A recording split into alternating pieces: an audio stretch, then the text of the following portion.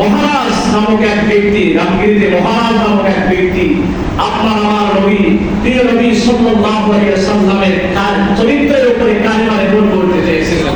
আপনারা সোশ্যাল মিডিয়ায় দেখেছেন, ওই আপনার মুম্বাই শহরে হাজার হাজার লক্ষ লক্ষ মুসলমানেরা একত্রিত হয়েছে, একটাই দাবি, আমরা আমাদের জানের চেয়েও আমাদের নবীকে ভালোবাসি, আমরা আমাদের সন্তানের চেয়েও আমাদের নবীকে ভালোবাসি, আমরা আমাদের মা বাবার চেয়েও আমাদের নবীকে ভালোবাসি, প্রয়োজনে জীবন দিয়ে দিব, তারপরেও নবীর ইজ্জত সম্মানের উপরে কোনো লোক কালিমা লেপন করতে দেওয়া।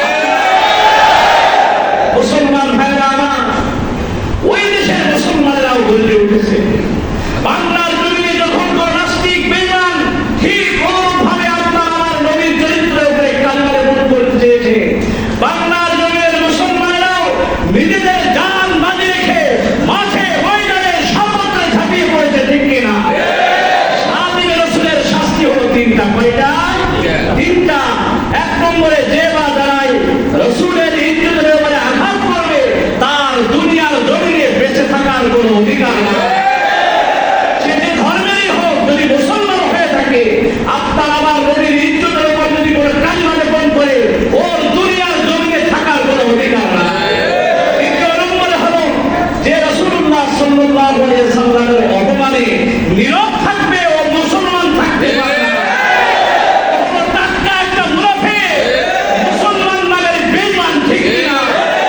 তৃতীয় নম্বরের শাস্তি হলো সাহাবীদের রাসূলের শাস্তি, ওর গর্দানকে দেহ থেকে আলাদা করে দিতে হবে। কত বাধা আসুক, প্রয়োজন যদি আমাদের জীবন দিতে হয় তারপরেও জীবন দিব, যদি আবার উহুদ কায়েম করতে হয়, বদর কায়েম করতে হয়, তারপরেও কায়েম করব, কিন্তু রাসূলের ইজ্জতের উপরে কোনো আঘাত করতে দাও।